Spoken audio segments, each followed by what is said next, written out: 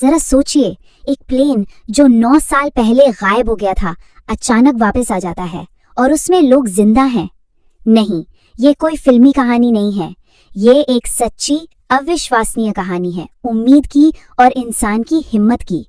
तो सवाल ये उठता है कि आखिर 134 लोग एक पूरे प्लेन के साथ बिना कोई निशान छोड़े गायब कैसे हो सकते हैं। आज हम इसी रहस्य से पर्दा उठाने वाले हैं। चलिए वक्त में पीछे चलते हैं।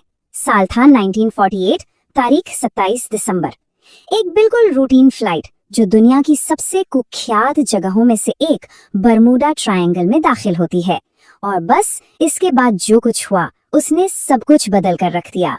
तो कहानी का पहला हिस्सा शुरू होता है अटलांटिक महासागर के ऊपर, जहां उस काली रात में एक प्लेन हमेशा हमेशा के लिए अंधेरे में गुम हो गया। तो ये था डगलस DC-3 एयरक्राफ्ट। इसमें 125 पैसेंजर्स और 9 क्रू मेंबर यानी कुल 134 लोग सवार थे। कैप्टन रॉबर्ट मिलर प्लेन को करीब 8,300 फीट की ऊंचाई पर उड़ा रहे थे। आखिरी बार जब उनसे बात हुई तो उन्होंने एक छोटी सी टेक्निकल प्रॉब्लम की बात बताई थी, पर किसी को क्या पता था कि ये उनकी आखिरी आवाज होगी, क्योंकि इसके ठीक बाद प्लेन रडार से गायब हो गया, सीधा बरमूडा ट्रायंगल के बीचों बीच। पर ये कोई छोटी मोटी खराबी नहीं थी। असल में प्लेन एक बहुत ही अजीब और भयानक तूफान में फंस गया था। एक ऐसा तूफान जिसने एक ही झटके में प्लेन के सारे इलेक्ट्रॉनिक्स फेल कर दिए। सोचिए, कंपास ने काम करना बंद कर दिया, रडार की स्क्रीन काली पड़ गई और अब पूरा प्लेन उस तूफान के भरोसे था। करीब करीब 30 मिनट तक वो लोग उस मौत के तूफान से जूझते रहे, और जैसे ही प्लेन उससे बाहर निकला, एक और मुसीबत, प्लेन के दोनों इंजन बंद हो चुके थे। अब वो बस एक खामोश लोहे का टुकड़ा था जो नीचे गिर रहा था, और तभी नीचे गिरते हुए उन्हें एक आइलैंड दिखा। एक ऐसा आइलैंड जो दुनिया के किसी भी नक्शे पर था ही नहीं। अब तो लग रहा था कि अंत निश्चित है, लेकिन कहते हैं ना, किस्मत का खेल। प्लेन सीधा एक बहुत बड़े विशाल पेड़ से जा टकराया। उस पेड़ की मोटी मोटी टहनियों ने प्लेन को किसी जाल की तरह पकड़ लिया। इस टक्कर से प्लेन की स्पीड लगभग 0 हो गई, और यकीन मानिए, किसी चमत्कार की तरह प्लेन में सवार सभी 134 लोग जिंदा बच गए। वो बच तो गए, पर असली लड़ाई तो अब शुरू होनी थी। एक अनजान द्वीप पर जिंदा रहने की जंग। और उसके पहले कुछ दिन, शुरू के 24 घंटे तो बस शॉक और कंफ्यूजन में ही निकल गए। फिर कैप्टन मिलर और एक retired army doctor Evelyn read ने लीडरशिप संभाली, पर मुश्किलें बहुत बड़ी थी। पीने के लिए साफ पानी नहीं था, और खाना भी बस कुछ ही दिनों का बचा था। उन्होंने टूटे हुए प्लेन के हिस्सों और बड़े बड़े पत्तों से जैसे तैसे रहने की जगह बनाई, लेकिन सबके दिमाग में बस एक ही सवाल घूम रहा था, क्या हमें ढूंढने कोई आएगा? उस अनजान जगह पर हर कदम पर खतरा था, और ये बात उन्हें बहुत जल्दी समझ आ गई। हुआ ये कि एक आदमी ने भूख के मारे एक अनजान फल खा लिया। कुछ ही घंटों में तड़प तड़प कर उसकी जान चली गई। ये उस आइलैंड पर पहली मौत थी, और इसने सबको हिलाकर रख दिया। उन्हें समझ आ गया कि वो किस मुसीबत में हैं। लेकिन इतनी निराशा के बीच भी उम्मीद की 2 छोटी छोटी किरणें नजर आईं। पहला, एक टीनेज लड़के ने अपने चश्मे के लेंस से आग जला ली। ये एक बहुत बड़ी कामयाबी थी, इसने लोगों का हौसला बढ़ाया। और दूसरा, उसी समय प्लेन के इंजीनियर आर्थर वेस ने टूटे हुए रेडियो की बैटरी के दम तोड़ने से ठीक पहले एक बहुत ही वीक डिस्ट्रेस सिग्नल भेजने में कामयाबी पाली। पर जब 10 दिन बीत गए और मदद का कोई नामो निशान नहीं था, तो 5 लोगों के सब्र का बांध टूट गया। उन्होंने प्लेन के टुकड़ों से एक छोटी सी नाव बनाई और समंदर में निकल पड़े, पर वो फिर कभी नहीं देखे गए। उनका क्या हुआ, ये आज भी एक राज है। उन 5 लोगों के जाने के बाद बाकियों को एक कड़वी सच्चाई का सामना करना पड़ा कि मदद शायद नहीं आने वाली। उन्हें अब इसी आइलैंड पर जीना सीखना होगा, और यहीं से एक बिल्कुल नए समाज की शुरुआत हुई। अब साल गुजरने लगे और उम्मीद और निराशा का खेल चलता रहा।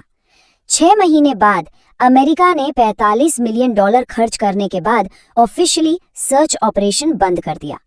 फिर करीब 1.5 साल बाद आइलैंड पर पहले बच्चे का जन्म हुआ। ये एक नई उम्मीद जैसा था। दूसरे साल में उन्होंने मिलकर एक बड़ी नाव बनाई। ये उनकी सबसे बड़ी कोशिश थी, लेकिन एक भयानक तूफान आया और नाव के साथ 16 लोगों को भी ले डूबा। और 5 साल आते आते आइलैंड पर खाने पीने की चीजें कम होने लगी और लोगों के बीच रिश्ते भी खराब होने लगे। तो बीमारियों से, निराशा से और उस नाव वाले हादसे के बाद शुरू में जो 134 लोग थे, उनमें से अब सिर्फ 98 ही जिंदा बचे थे। अब कहानी एक ऐसे मोड़ पर आ जाती है जिसे हम ब्रेकिंग पॉइंट कह सकते हैं। ये वो वक्त था जब इंसानों की हिम्मत जवाब दे रही थी, उनका बनाया समाज टूट रहा था और ऊपर से कुदरत भी अपना सबसे भयानक रूप दिखाने वाली थी। खाने पीने की कमी की वजह से अब लोग 2 ग्रुप्स में बंट चुके थे। एक तरफ थे कैप्टन मिलर और उनके साथी, जिनका मानना था कि हमें हिम्मत नहीं हारनी चाहिए, भागने की कोशिश करते रहनी चाहिए। और दूसरी तरफ वो लोग थे जो पूरी तरह हार मान चुके थे। वो कहते थे कि ये आइलैंड ही हमारी कब्र है और यहाँ से भागने की कोशिश करना मतलब सीधा सीधा मौत को बुलावा देना। और जब लग रहा था कि इससे बुरा और क्या होगा, तो वो गलत थे। 8वें साल में एक खतरनाक साइक्लोन आया और उसने एक ही दिन में उनकी सालों की मेहनत पर पानी फेर दिया। उनके बनाए घर, उनकी फसलें, सब कुछ तबाह हो गया। अभी वो साइक्लोन की तबाही से उभरे भी नहीं थे कि कुछ ही हफ्तों बाद एक जोरदार भूकंप आया। उसने पूरे आइलैंड को जड़ से हिला दिया। ये आखिरी चोट थी, तबाही का पीक। लेकिन किसी को नहीं पता था कि यही तबाही उनके बचने का रास्ता खोलने वाली थी। इतने सालों के संघर्ष, आपस की लड़ाई और कुदरत के इस कहर के बाद 134 में से अब सिर्फ 82 लोग जिंदा थे। इतनी नाउमीदी और अंधेरे के बीच किसी को भी अंदाजा नहीं था कि कहानी में अब तक का सबसे बड़ा, सबसे चमत्कारी मोड़ आने वाला है। और वो मोड़ था भूकंप।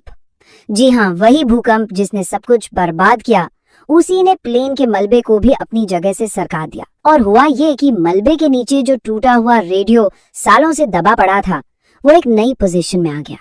यानी तबाही के उसी लम्हे में बचने का एक रास्ता खुल गया था। इंजीनियर आर्थर वैस ने बस यूं ही एक बार फिर उस रेडियो को चलाने की कोशिश की और इस बार उसमें से हल्की सी आवाज आई। किस्मत देखिए, ठीक उसी वक्त एक दुर्लभ सोलर फ्लेयर की वजह से धरती का मैग्नेटिक फील्ड डिस्टर्ब हुआ था और शायद इसी वजह से ये मुमकिन हुआ। आर्थर ने कांपते हाथों से माइक पकड़ा और कहा, मेडे मेडे, ये फ्लाइट NC 16002 है। हम जिंदा हैं। हम पिछले 9 सालों से एक आइलैंड पर फंसे हैं। बस इस एक मैसेज ने पूरी दुनिया में तहलका मचा दिया। एक अमेरिकी नेवी शिप ने उनकी जलाई हुई आग को देखा और 9 साल के लंबे इंतजार के बाद उन 82 सर्वाइवर्स को बचा लिया गया। उनकी वापसी किसी चमत्कार से कम नहीं थी। ये इंसानी हिम्मत की एक ऐसी कहानी बन गई जिसे भुलाया नहीं जा सकता। बाद में 1958 में उनकी कहानी पर एक बेस्ट सेलिंग किताब भी लिखी गई जिसका नाम था लॉस्ट इन द इको। तो ये कहानी खत्म होने के बाद एक बहुत गहरा सवाल छोड़ जाती है। जब कोई इतनी मुश्किलों, इतनी तकलीफों से गुजरता है, तो उसके लिए सरवाइव करने का यानी जिंदा रहने का असली मतलब क्या होता है? क्या सिर्फ सांसें चलते रहना ही काफी है या इससे भी बढ़कर कुछ और?